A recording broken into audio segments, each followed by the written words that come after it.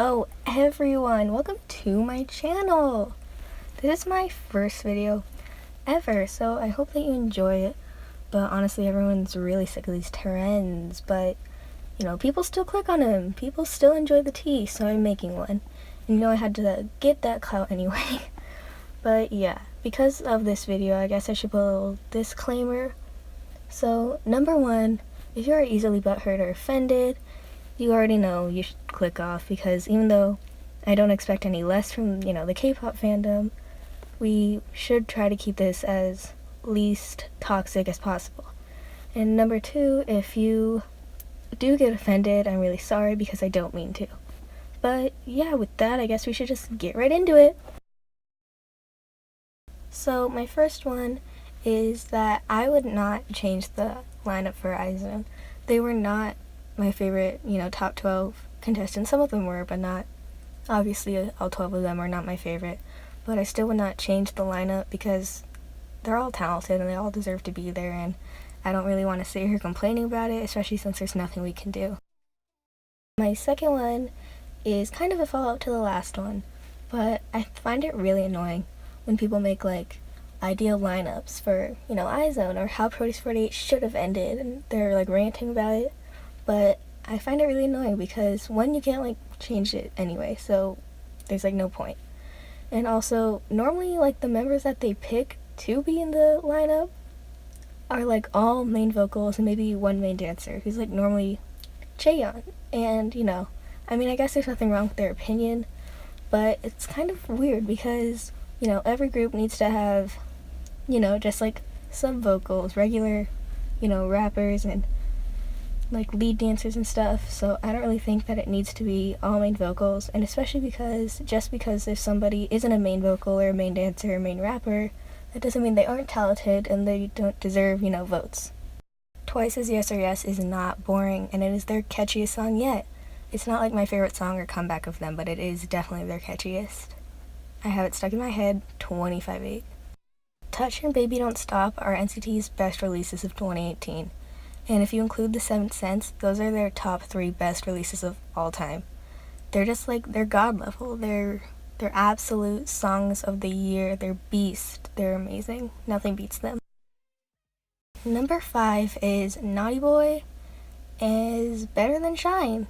I think that both of them are still like bops. Both of them are like literal songs of the year, but I just do prefer Naughty Boy a little bit over Shine. The next 3 are kind of related, so I'm just going to use the same clip for them. Number 6 is that Sana is the best dancer after Momo for Twice. Number 7 is Momo is the best girl group dancer over any. Like, no doubt about it. She tops the girl group main dancers for all generations, in my opinion. And then Sana from Twice and then Yoojin from CLC are the best lead dancers in the industry right now. I don't really like the way that Minzy from 21 and Hyoyeon from Girls' Generation dance. I don't think that they're like bad. I just don't really like their rhythm and technique. I don't know. I don't really like their way that they dance, but that doesn't make them bad. It's just not what I prefer when I want to watch people dance.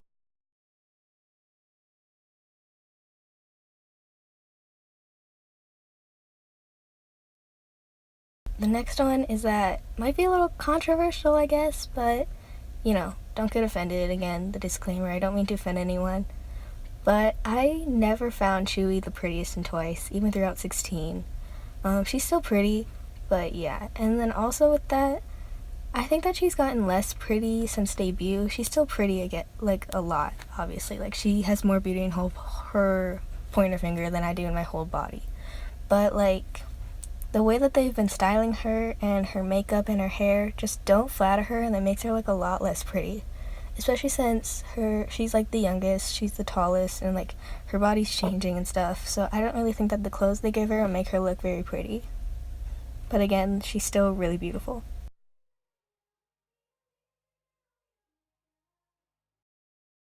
Momoland has some actual like solid like music. I genuinely listen to them all the time. At first, I think people kind of took them as a joke, especially since BAM was like Boom Boom 2.0, But even if they do sound similar, I still think that both of them are bops.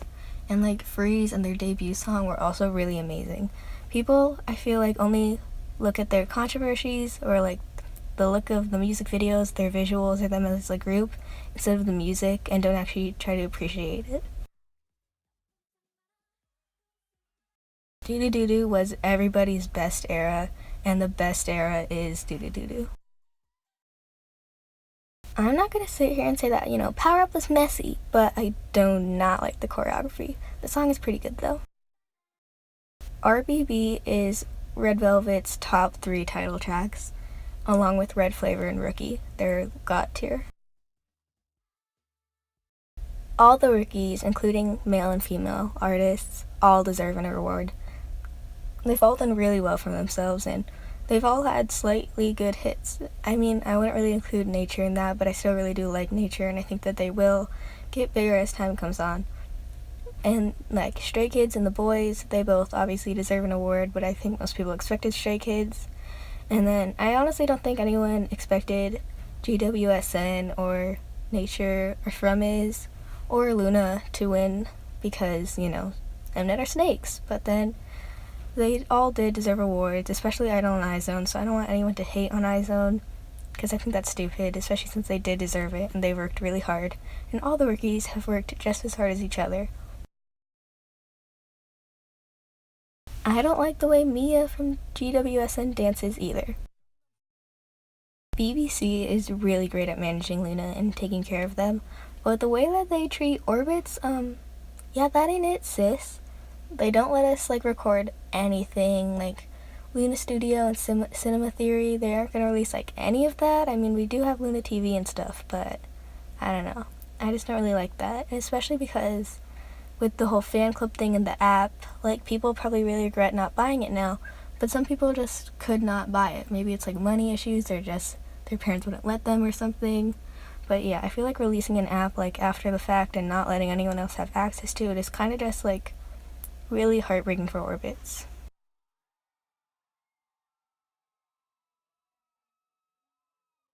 Sometimes I prefer Tempo and sometimes I prefer Love Shot. I don't really have a favorite out of the two. I think that they're both great, but I don't think either of them are EXO's best, so I don't know. I just don't really have a preference. Getting Closer is straight fire. I agree that it doesn't sound like a normal 17 song, but I think that it's still amazing. This next one might be kind of long, and you probably won't agree with it, but here we go. Calling Twice the nation's girl group, calling Twice the next best SNSD, or calling Twice the next SNSD is completely fine. They are newer, obviously, than SNSD, and they have definitely reached their level of, popularity and status, especially in terms of just overall, their impact and everything. So I think that it's totally fine to call them the nation's girl group, because especially when people say that, we don't mean that they're replacing SNSD, because they are the legends and they are the number one nation's girl group. But Twice also deserves that title. We don't have to invalidate them just because, we're salty that SNSD is not OT8 or OT9, So yeah, I think that that's kind of annoying when salty second gen stans try to invalidate Twice to being the nation's girl group.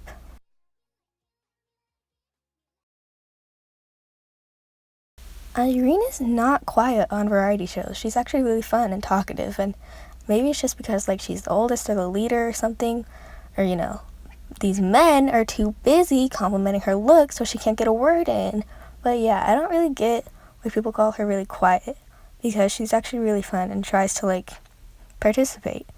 And that also brings me to my next unpopular opinion, is that I find it really annoying when idols are, really quiet and just like that on variety shows.